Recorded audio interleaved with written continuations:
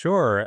We did a study of the American Academy of Ophthalmology's IRIS registry looking at real world data in eyes that were managing coexisting geographic atrophy and neovascular AMD.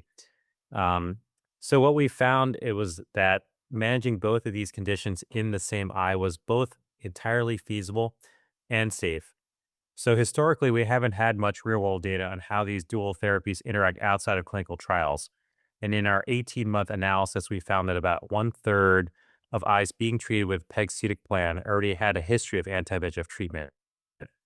And the most encouraging finding for retina specialists is the striking stability of both the treatment patterns and the clinical outcomes. So when patients started the Pegcetacoplan, their anti-VEGF schedules weren't disrupted. um, Before treatment, the annualized injections were about six, and after starting, it went down to five. And a majority of these eyes did stay on their anti-VEGF therapy. We found about 75% of eyes maintained anti-VEGF therapy. Um, and similarly, the pegcetacoplan treatments were given consistently at about five injections a year, regardless of whether or not they were on concurrent anti-VEGF therapy. And lastly, most importantly, the visual acuity remained broadly stable across the board during the 18-month follow-up window. And this is for all the three different patient groups that we looked at. And it shows us that adding the complement inhibitor doesn't really throw off the cadence of anti-VEGF therapy. And patients are able to safely maintain their vision while we manage both of these conditions at the same time.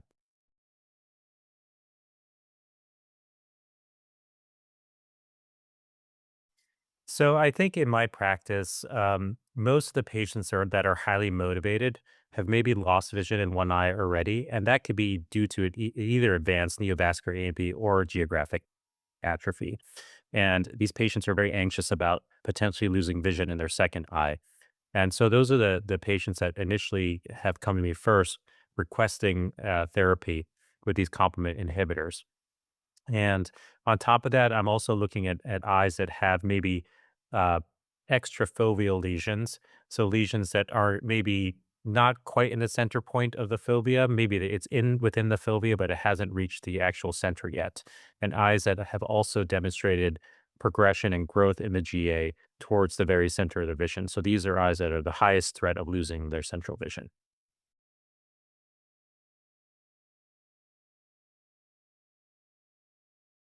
So fortunately, we have not seen much barriers as far as reimbursement or insurance. So I think that's been a really kind of a silver lining to these new therapeutic options that we've had for our patients with geographic atrophy. And so I haven't really had any issues at all getting patients on pegcetacoplan or other complement inhibitors. Um, and as far as injection burden, I think this study that we just presented actually is a prime example of how we can actually interweave the injection burden into other um, therapies like anti-VEGF therapies. So, um, I think, the on average, patients were getting about five injections per year of the pegcetacoplan in the study. And similarly, they were also getting about five injections per year of the anti-VEGF. And so that it comes out to about 10 shots a year, basically once a month. So many patients are getting dosed every other month on both anti-VEGF and anti-complement. And so you just basically alternate those between each month. And patients were able to consistently come in for those therapies and tolerate it. And we saw very good visual stability in the study. Most patients lost, 0 to 5 letters throughout the follow up of this study. So I thought that was really, really encouraging.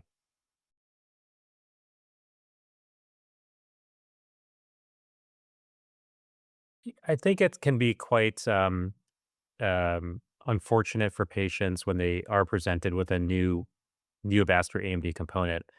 Say they are being treated with monotherapy with pegcetacoplan for geographic atrophy, and at some point during their follow-up, they do develop neovascular AMD, and that has to be treated. Um, I think, fortunately, what we see in the data is that you can have really great visual outcomes and co-manage these conditions together. And then anecdotally, talking with colleagues, it's oftentimes that the neovascular AMD is not quite as aggressive as your typical neovascular AMD patient, where you need prolonged, consistent therapy for forever, essentially. Oftentimes, with these neovascular membranes that form in GA, for whatever reason, they sometimes only require a course of therapy, and then they quickly resolve and enter a senescent state.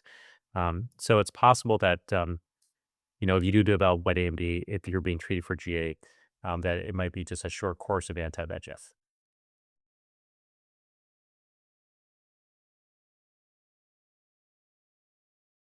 Absolutely. I think that's a real hope of mine, actually. That was something I wish was actually available right now on a more widespread basis. Of course, in our research labs, and there's certainly some companies out there that have great algorithms that predict GA growth. They just haven't been widely adopted yet in the regular workflows that we have. I think this data is going to be really important for both the doctors and the patients to know that these treatments are actually doing something. Because right now we have a lot of trial data that we could tell our patients that, hey, if you take these injections, you're going to slow down the great rate of growth. But we can't prove that to them in their own eyes, right? So it would be great to show a patient before we initiate therapy. Here's an AI prediction of where your GA is going to be in the next 6 months or next 12 months. Show them a little border, a little dashed line essentially around their lesion. And then a few months in after initiating therapy, or even a year or two in, repeat that AI based prediction and just show them the images side by side and say, look, you were going to be here without the treatment. Now the AI predicts that you're going to be here. And hopefully that new line is going to be smaller than the initial line, and really show a treatment effectiveness and a delta. And hopefully, you can graph that, maybe it just, you give a millimeters squared per year or per month type number that you can show patients that that's negative, that's being reduced. And I think that's going to really help with adherence to therapy, and encourage patients to continue coming in for treatments, and also encourage us as the doctors that we're actually doing something to help the patients rather than just believe what we see in the clinical trials, which have been great.